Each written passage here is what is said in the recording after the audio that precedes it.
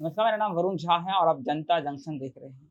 RJD की प्रवक्ता शारदा पासवान जी भी हमारे साथ है, आइए उनसे बातचीत करते हैं। शारदा जी, आप लोग बोल रहे हैं कि सरकार गिर जाएगी, 2 महीने में गिर जाएगी, कुछ दिनों में गिर जाएगी। हालाँकि ये बात जो हम पिछले 1 साल से सुनते आ रहे हैं।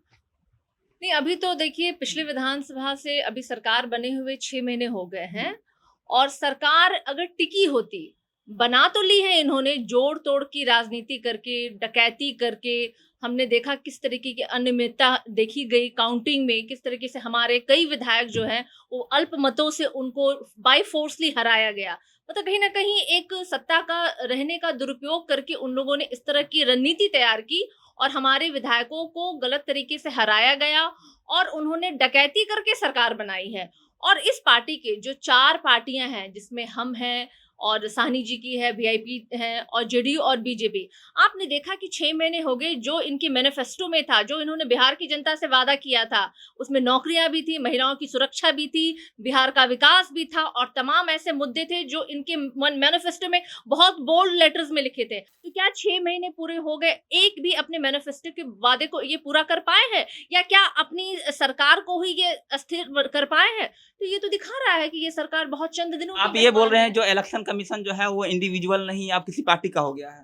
देखिए, मैं इलेक्शन कमीशन पे लेकिन आपने कहा जो क्वेश्चनिंग नहीं बेईमानी कर रही किया है हूँ। नीतीश सरकार ने। मैंने इलेक्शन कमीशन पे मैं क्वेश्चन नहीं कर रही हूँ, लेकिन सत्ता का दुरुपयोग करके इन्होंने गड़बड़ी ज़रूर की है, जिसकी हमने माँग की थी कि रिकाउंटिंग को लेकर के, जहाँ की उसकी सुनवाई नहीं की गई। हमारे कई विधायक जो हैं, जो अल्प मतों से उनको बाय फोर्सली हराया गया, उन्होंने कोर्ट का भी दरवाज़ा खटखटाया है और वो अभी चल रहा है प्रोसेस। तो ये हम कह रहे हैं कि ये सत्ता का दुरुपयोग करके ये सरकार जो है, वो सत्ता में आई है और वो झूठ के सहारे सरकार तो बना ली है, लेकिन उसे चला नहीं पा फिर रहे हैं। बंगाल में सत्ता का जो बंगाल में फिर क्यों नहीं बीजेपी सत्ता का उपयोग कर पाई? देखिए, हर जगह तो उनकी दाल गलने वाली नहीं है ना। बंगाल की स्थिति बहुत ही विपरीत थी। वहाँ पे उनका जो बस था वो नहीं चल पाया क्योंकि माया वहाँ पे ममता बनर्जी की सरकार थी और ममता बनर्जी जो अपने कार्यकाल में उन्होंने काम किया है, कोशिश तो बीजेपी की वहाँ भी बहुत रही थी। बहुत उन्होंने कोशिश की वहाँ पे आतंकवाद के मुद्दे को लेकर के, राम को ले के मुद्दे को लेकर के जो हमेशा उनका एक हथकंडा रहा है, वो लेके हर इलेक्शन में पहुँचते हैं। बिहार के इलेक्शन में भी वो पहुँचे थे। लेकिन उनका कोई वहाँ पे हथकंडा काम नहीं आ पाया और अंततः वहाँ पे जीत जो है विजय हुई ममता जी की और आज ममता जी की वहाँ पे सरकार है।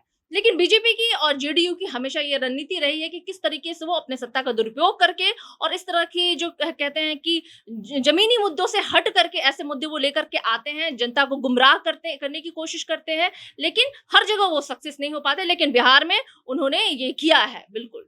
चलिए, विश्वास नहीं है इलेक्शन कमीशन पे आपको। ये बताइए आरजेडी के आपके वरिष्ठ नेता हैं श्याम रजक जी, वो बोलते हैं जो 17 से 20 विधायक जो हैं जेडीयू के वो हमारे संपर्क में हैं। आप भी मानते हैं क्या? बिल्कुल वो सीनियर लीडर हैं, वो कह रहे हैं अगर संपर्क में हैं, तो ज़ाहिर-सी बात है ज़रूर उनसे संपर्क में होंगे। इसमें तो प्रश्न चिन्ह कहीं लगाने का प्रश्न ही नहीं है, हमारा तरफ से बनता ही नहीं है कि ज़रूर है, अगर वो कह रहे हैं, तो उसमें सच्चाई होगी।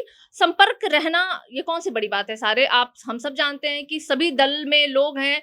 कई दलों का एक-दूसरे के साथ गठबंधन भी होता है, कई बार लोग इधर से उधर भी जाते हैं, तो एक-दूसरे से संपर्क इसमें कौन-सा बड़ा प्रश्न चिन्ह है? बिल्कुल होगा, इसमें कोई शक की बात तो नहीं है। लालटेन जल जाएगा बिहार में अब।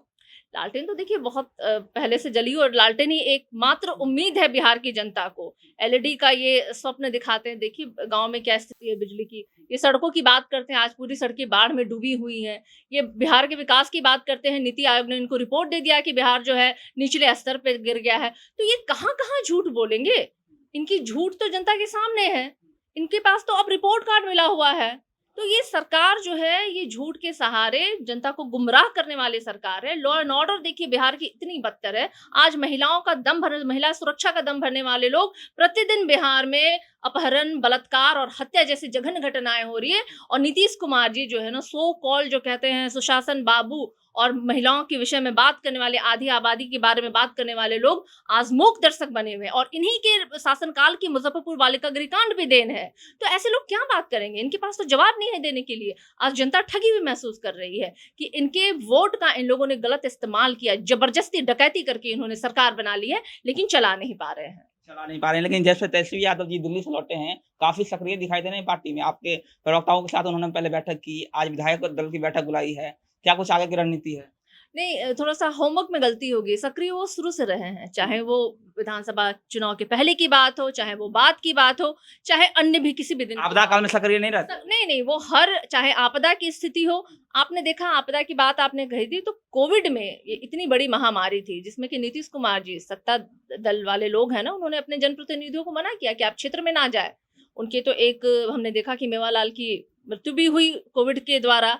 तो ना जाने संख्या बल घटने का डर होगा या फिर अपने बिहार की जनता से उन्हें कोई माने मतलब नहीं है, और उन्होंने अपने जनप्रतिनिधियों को मना किया कि आप जब वोट लेने के लिए आप जब लोगों के बीच में जा सकते हैं कोविड काल में, तो जब कोविड में जब लोगों को वाकई में अपने नेताओं की जरूरत है, तब ये क्यों अपने नेताओं को मना कर रहे हैं कि आप मत जाइए। हमारे तो लालू रसोई के नाम पे हमारे मेडिसिन हर प्रखंड में खुला हुआ है, सहायता केंद्र खुला हुआ है, जो राष्ट्रीय जनता दल के द्वारा उनके कार्यकर्ताओं के द्वारा लगातार चल रहा है। तो ऐसा कुछ नहीं है कि अभी सक्रिय हुए, वो लगातार सक्रिय रहे हैं। ये सत्ता दल जो है वो कुछ कर नहीं पा रहा है, तो उनके पास क्या है, वो विपक्ष को एक मुद्दा बनाता है। लालू प्रसाद यादव और तेजस्वी यादव जी, ये हमेशा इनके लिए राजनीति अपनी चमकाने के लिए या अपनी गलतियों को छुपाने का एक हमेशा वो वजह बना के रखे हैं, और उसी बल पे वो चल रहे हैं।